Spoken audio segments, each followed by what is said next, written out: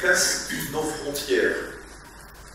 Comment nos établissements vont ouvrir les portes, non pas pour que leur vérité aille à l'extérieur, mais pour que les vérités de l'extérieur puissent aussi les atteindre à l'intérieur.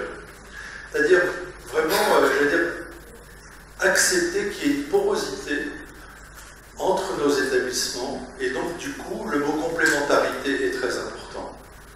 Entre les établissements d'associations ou d'organismes gestionnaires différents, on peut avoir des richesses, et des richesses qui peuvent se compléter au nom même du portage du projet de la personne. Et c'est ça qui est le plus important. Et donc aller chercher, par une coordination, ce serait mon troisième mot, une coordination, comment est-ce qu'on va travailler ensemble? Comment, pour la personne, on va conjuguer nos forces au-delà, j'allais dire, de nos orgueils, j'allais dire, associatifs ou d'établissement, pour que la personne puisse puiser le plus possible ce dont elle a besoin, et pour pouvoir aller de plus en plus vers une autonomie intérieure, quel que soit le degré d'autonomie. Du coup, on va proposer, j'allais dire, d'être beaucoup moins propriétaire. On n'est pas propriétaire de la personne que nous accueillons dans un établissement. Nous sommes d'abord là pour étayer son projet. Voilà, les orientations politiques sont posées, et j'ai envie de dire tant mieux. Elles nous obligent, les uns et les autres, à sortir de chez soi, puis d'aller regarder ce qui se fait à côté. D'aller regarder, tiens, comment travaille la MDPH, quelle est la réalité de la MDPH. Au début de nos travaux, souvent j'entendais Brigitte qui disait mais les équipes, quand elles sont confrontées à des familles qui appellent et qu'on n'a pas de réponse, qu'est-ce qu'on leur dit? Et de mon côté, j'avais aussi mes directeurs qui me disaient mais quand j'ai une maman qui m'appelle et que je leur dis vous aurez une place dans 3 ans ou dans 4 ans, je dis c'est nos réalités. Et chacun, côte à côte, seul, on n'a pas les réponses et on ne trouve pas les réponses. Par contre, tu évoquais également, Brigitte, ce matin, cette réunion du mois de juin où vous avez abouti à 15 situations. Dans un véritable espace de partenariat. Partenariat où les situations ont été abordées, elles ont été partagées et elles ont trouvé une solution. Donc on voit bien que l'enjeu aujourd'hui, si on veut répondre dans le cadre de la RAPT, c'est bien ces enjeux-là.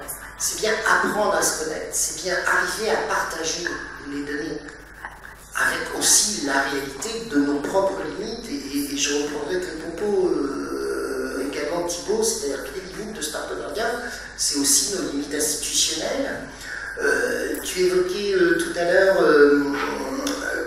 également la richesse de nos équipes, mais aussi leurs limites parfois, les difficultés par rapport aux accompagnements, et que peut-être les relais, ils sont aussi à trouver, mais c'est pareil, on ne les trouve pas seuls. Les personnes qui sont concernées par la RAPT et les PAC sont des personnes un petit peu en marge, qui sont borderline par rapport à l'accompagnement global que l'on peut proposer dans les structures. Et bien, ça veut dire qu'il faut prendre un certain nombre de précautions, s'appuyer sur l'expertise des équipes, parce que leur expertise, elle est réelle.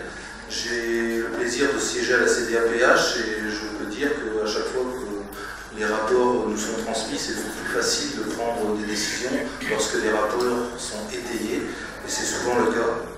Donc cet aspect-là, pour moi, il est important.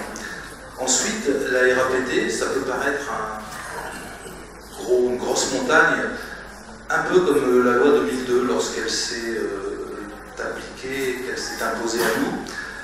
Mais comme la loi 2002, on s'aperçoit finalement qu'il y a beaucoup de choses qui existent, beaucoup de choses qui sont faites, et je pense simplement qu'un des paris de la RAPT, ce sera de formaliser tout ce qui se fait, formaliser l'existant, parce qu'il y a déjà des choses qui sont très fluides, et puis ça ne sert à rien par rapport à cette fluidité de penser qu'il y aura des blocages. Bien au contraire. Madame Silver, ce matin, a parlé de l'échelle du temps. Je pense qu'un des atouts de la RAPT, c'est que plutôt que d'être dans l'urgence, on va pouvoir anticiper sur un certain nombre de choses. Ça veut dire qu'il y aura moins de situations urgentes.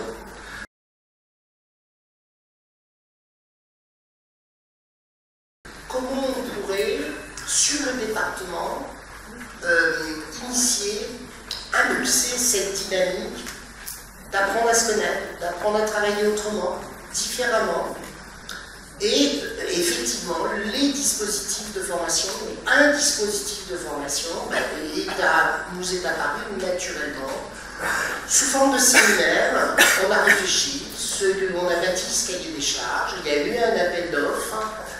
Le cabinet Mélis a été retenu, cabinet qui est spécialisé dans cet accompagnement. Ce qui nous semblait vraiment important, c'était effectivement que ces séminaires, ces journées, soient à visée opérationnelle.